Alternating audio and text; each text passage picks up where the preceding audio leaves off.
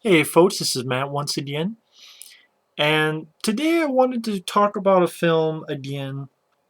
Talk about this film once before. If you want to see the original review, just go to your main YouTube page and type in the title Road Games, and then my name Rambo for Life.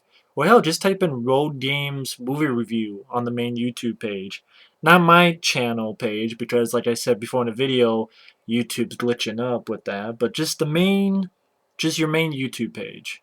Just the main page, and just type in Road Games movie review. And not many people talk about this film, unfortunately. But I was inspired by a good friend of mine, one of my best friends on here, Michael Keane, who I'm going to put the link down to his channel. He brought back his B-movie mania. And he talked about a film that this director had done called Patrick, which I have not seen Patrick. But this is the same man who unfortunately is no longer with us, who directed Psycho 2. And he's an Australian director, and there's a documentary I wanted to get my hands on called Not Quite Hollywood, about exploitation, like the Australian films, films like Razorback, which I gotta get that DVD from overseas. I think it has features because I only have like a little like DVD art because it's not releasing DVD in the U.S. really. Well, kind of, but not really. Like, was it Warner Premiere? Whatever the fuck that thing is, whatever the hell that thing is, like pretty much a DVD art. I need to get that DVD from overseas though. Shit, forgot about that. I need to save up money to do that. But Richard Franklin is a big fan of Hitchcock films, and of course he directed this film, Road Games. Now, Road Games is a film after Patrick. Richard Franklin is a big fan of Alfred Hitchcock, and in fact, when he was in college, he actually asked Alfred Hitchcock to talk with his class at his school, and he was studying film class. And I remember there was a story where the guy was asking Richard Franklin was asking his teacher, "When are we going to talk about American films?" Because at that time they were talking about like the Beatles, Hard Day's Night, or something like that. And I swear to God, the teacher looked at him and said, "Yeah, you're the guy that brings in hats like Alfred Hitchcock and John Ford, tired hats." And I went, "And what are you doing, teacher?" And the guy absolutely admits that he absolutely lifts, not even an homage, that he lifts Alfred Hitchcock stuff. So that was funny because there's a 20-minute interview of the making of the film with Richard Franklin and Stacy Keach, who's a fan of the film and who stars in it. There's also a commentary of Richard Franklin, moderated by Perry Martin. I think this DVD, though, is going to be hard to find. I don't know. Someone told me it was out of print. Because the only person I can see who has a video of this film is someone named Ryan1988 from like 3 years ago. I think it's a shame because I think this film is extremely underrated, should be talked about more. And first off, this cover I hate. It sucks.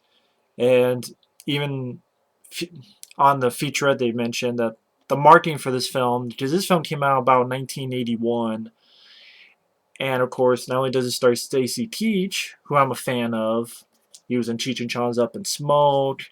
He's been in quite a few films. I think this is definitely one of his best films, one of his best roles. It also stars Jamie Lee Curtis. And pretty much Jamie Lee Curtis at that time, she had done a lot of films, Halloween, you had Terror Train, Prom Night, stuff like that. So they wanted to market this as a slasher film, which it is not at all. It is not a slasher film. It's not a blood and guts movie. It's not a gore movie at all.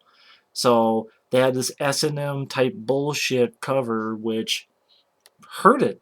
Because, oh, it's just a dime a dozen slasher film, and it's not. It's a very interesting, very suspenseful thriller. Pretty much take Rear Window, put it in a moving vehicle, an Australian outback, and that's what you get with Road Games. Now, like I said, the film stars Stacy Keach, and in fact, originally the director wanted Sean Connery, which that'd be fun because I just see Sean Connery kind of like his character in Outland, another very underrated sci-fi film by Peter Hyams, where it's pretty much take the Western High Noon but put it in outer space on one of the moons of Jupiter. And I could see like Sean Connery with his beard and cap like Outland. but he's a truck driver. I would like to see it, but his price was too high. But Stacy Keach did a wonderful job as Pat Quid. Yeah, it takes place in Australian outback, and he's a trucker.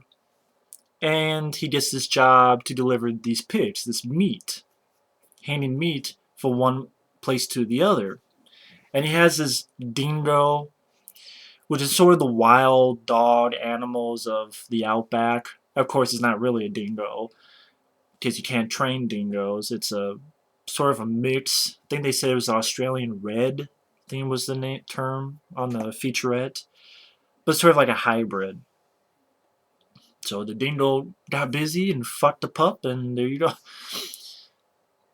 Because I think dingoes, they either can't bark or they can bark, but it's not really barking. It's like a very soft sound. And for the most part, this dingo is silent. And then you have a funny bit at the end where you find out that's not really the case. And even Stacy Keach's character's like, he barks. Anyway, that's getting ahead of myself. But the character Stacy Keach plays is a very interesting character. He loves playing the harmonica. He talks to his dingo. He sees people on the road and wonders what they're thinking. Like he sees a car with a bunch of balls, and he just very deadpan. Now that's a man with some balls. And I see some kids making faces. I'm just like, better stop doing that, or it's going to stay there forever. Sort of that kind of dialogue. I'm not saying it right. And he's a guy who likes talk about poetry, and he says, just because I drive a truck does not mean I'm a truck driver. So he's a very interesting character, very fun performance by Stacy Keach. I think he does a great job. Very likable guy. But he starts noticing weird things about this guy he keeps seeing in this green van. Again, like Rear Window, but a moving vehicle version of Rear Window. And the first time you see this killer, I like the way it's done, the way it's filmed, where you have he's trying to get in this motel, Stacy Keach, but he can't, so he stays in the truck. And the killer has this woman with him, and they're in the motel room. And this girl's like completely naked, but she has a guitar and she's sort of tuning it. And in the background, the bathroom door opens, and when the bathroom door opens, like the light is so bright, you can't really see the person's face that well. The way it's shot, very well done. It's hard to explain visuals. Very bright light, but it's well done and suspenseful. You see the wire slowly go over. Then you get the idea that she's tailoring her cuts. And again, Stacy Keach notices some weird things about this person. For instance, he has to wake up early in the morning to get to his next job, and his dingo is sniffing around the garbage cans. And he looks over and he looks up, and the person who we know is the killer is looking down the trash cans at this early in the morning, and he's like, why is he so enamored about garbage cans? Why is he so enamored waiting for this garbage truck to pick it up? Like, why is he so enamored? Then he doesn't think much of it. As the movie goes on, he sees that same van. For instance, stops in the middle of nowhere with this cooler, and it's digging and it's burying something in garbage cans. It's like, wait a minute, the guy took garbage that morning. Why is he in the middle desert digging stuff and putting stuff in? He's also a guy who likes to think about stuff, likes to play games. Like he picks up this older woman who got left behind, and they play I Spy sort of games. Another thing I want to mention is I love the music. I love the music by Brian May. He did the music. And Brian May, that name sounds familiar. This is the same guy who did the score. I think he did Patrick, which I haven't seen Patrick. But also did Mad Max, The Road Warrior, Missing in Action 2. I think Freddy's Dead, The Final Nightmare. He's done some pretty good scores. Love the score to Missing in Action 2. Love the scores to, The Road Warrior is a great score. This is a great score. I love this. Either the opening, do do do, do do do, ba da da, da da da, da da da, da da da, Dun, dun, dun, dun, dun, dun. Really love it. And throughout the film, it's sort of, he's wondering, is there something wrong with it? And then he hears on the radio that there's this person killing people, killing women, and he's trying to piece it together. Now, Jamie Lee Curtis is not in the film as much as you think, because the film was already written for someone else in mind.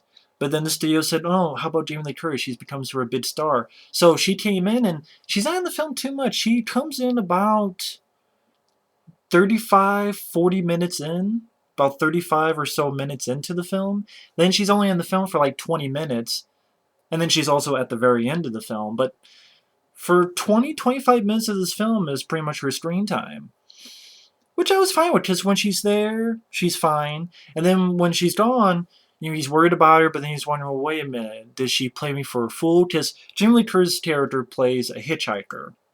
And so Stacy Keach nicknames her Hitch.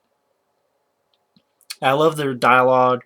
Like when she first steps in, he goes, "Aren't you a little young to be hitchhiking?" And she goes, "Aren't you a little old to be picking me up?" And they have a fun back and forth. And she sort of, wants excitement, wants adventure. I think she says, if I wanted excitement, I'd go to Disneyland. She wants an adventure, and she ultimately gets it. But Jamie Lee Curtis is in it for like, again, 25 minutes total.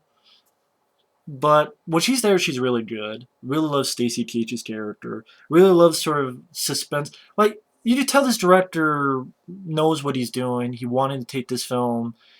Has some fun stuff to it, but he has some decent action as well. Like, you have this asshole who's, I think he's an asshole, driving, has his boat behind him, won't let Stacy Keach pass. And he's like, "Okay, it's your luck, pal." Sort of tries to get by him, fucks up the guy's boat, and the boat falls off, and Stacy Keach drives right through the boat.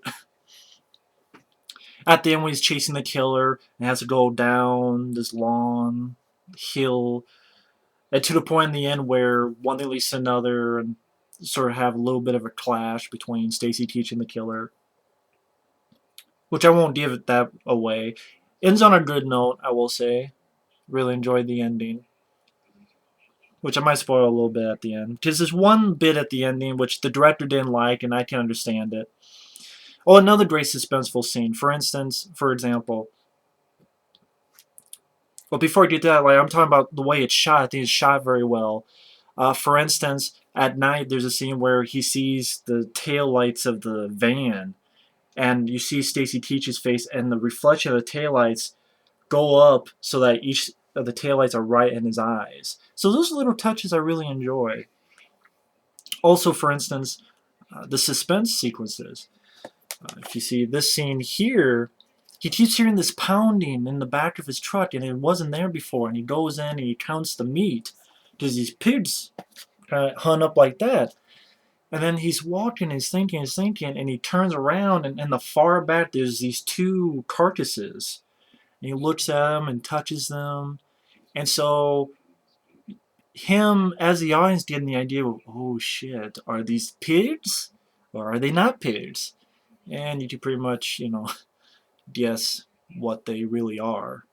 So the way that's done, sort of the realization of it, I thought was played very well. Uh, One quick note on the ending. Real spoiler alert of the ending. Spoiler alert, folks. Before I get to that, I really enjoy the film. I think it's good suspense. I really like Stacy Keach and Jamie Lee Curtis. Has some good Hitchcockian thriller aspects to it. It's a nice idea, using the Australian outback, using sort of a rear window, but a moving vehicle version. Um, Wonderful music by Brian May. Very capable directed by Richard Franklin.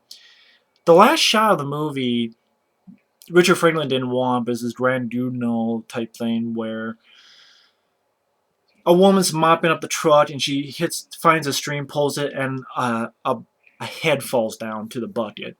Now, the thing is, I don't like it because the fucking head looks faker than shit. It looks like a dummy that you got out, a fucking mannequin's head. It really does.